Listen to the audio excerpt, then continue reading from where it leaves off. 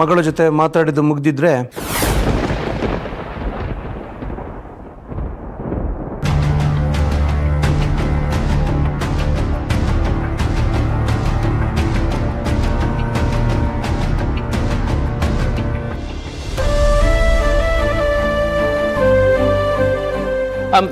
ಮಗಳೇ ಶಕ್ತಿಯಲ್ಲಿದ್ದಾನೆ ಯಾಕೋ ಬರೋದ್ ಬಂದಿದ್ದೀನಿ ಆಶೀರ್ವಾದ ಮಾಡ್ಬಿಟ್ಟು ಹೋಗೋಣ ಅಂತ.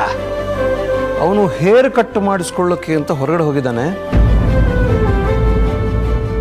ತಾವು ತಮ್ಮ ಆಶೀರ್ವಾದವನ್ನು ನಮ್ಮ ಕೈಲಿ ಕೊಟ್ಟಿರಿ, ನಾವು ಅವ್ರಿಗೆ ತಲುಪಿಸ್ತೀವಿ. ಹೇಳಿದ್ನಲ್ಲ, ಬಂದ ಕೆಲಸ ಮುಗ್ದಿದ್ರೆ ತಾವಿನ್ನು ಹೊರಡಬಹುದು.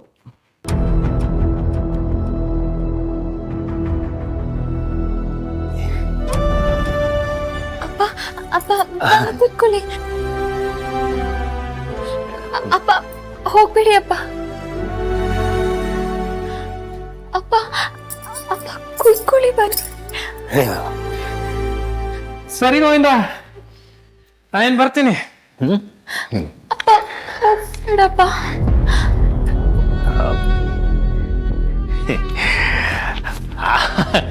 ಆದ್ರೂ ನಿಮ್ ತರ ಯಾರು ಇರಕ್ಕಾಗಲ್ಲ ಬಿಡಿ. ಗೋವಿಂದ ಗೋವಿಂದ. ಬರ್ತೀನಿ ದೇವ್ರು, ಹುಷಾರು. ಅಪ್ಪ ಅಪ್ಪ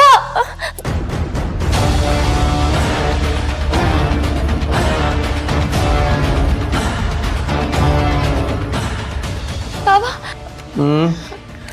ಯಾಕಮ್ಮ, ಅಪ್ಪನ ಜೊತೆ ಮಾತಾಡೋದಿತ್ತಾ? ಒಂದು ಕೆಲಸ ಮಾಡು, ಹೊರಗಡೆ ಹೋಗಿ ಅಲ್ಲೆಲ್ಲ ಮೂಲೆಯಲ್ಲಿ ಕೂತ್ಕೊಂಡು ಮಾತಾಡ್ಕೊಂಬ ಹೋಗು.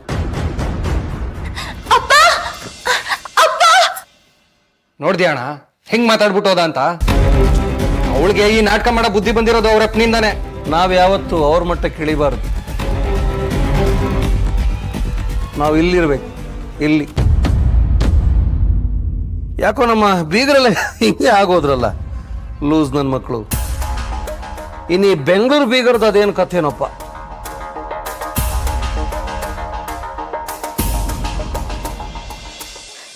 ಅಪ್ಪ ಅಪ್ಪ ಇರಪ್ಪ.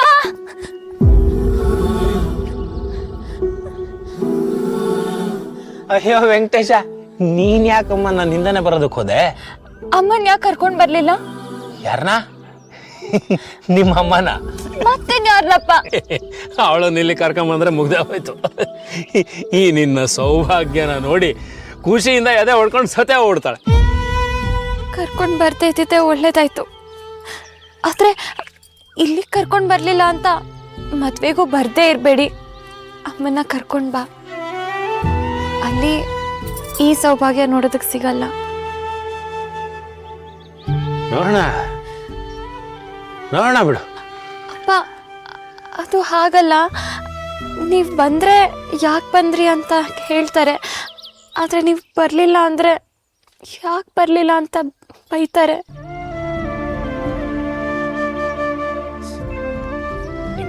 ಏನ್ ಮಾಡಿದ್ರು ಸಮಸ್ಯೆನಾ?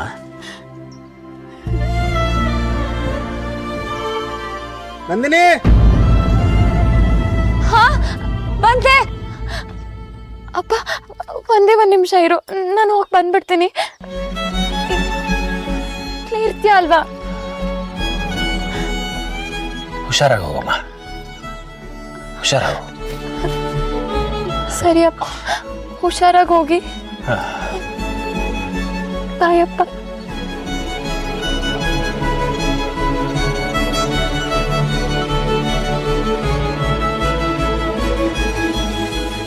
ಅಪ್ಪ ಭಗವಂತ, ಈ ಕೂಪದಲ್ಲಿ ಬಿದ್ದಿರೋ ನನ್ನ ಮಗಳನ್ನ ನೀನೇ ಕಾಪಾಡಬೇಕಪ್ಪ. ಗೋವಿಂದ ಗೋವಿಂದ.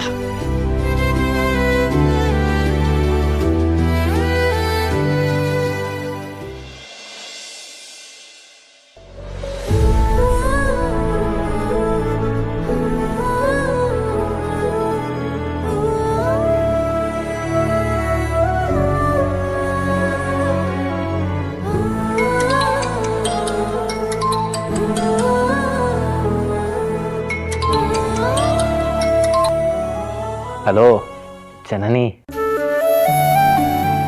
ಹಾ ಶಕ್ತಿ, ಜನನಿ ಏನಾಯ್ತು? ಯಾಕೆ ಒಂಥರ ಇದ್ದೀರಾ?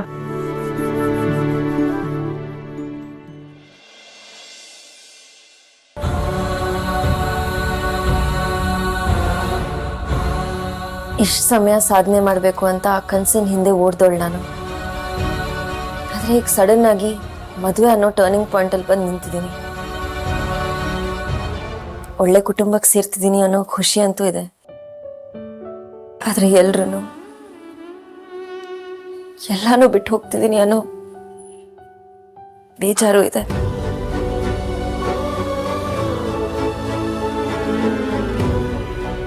ನಿಮ್ಮ ಭಾವನೆ ನಂಗೆ ಅರ್ಥ ಆಗುತ್ತೆ ಜನನಿ. ಎಲ್ಲವನ್ನ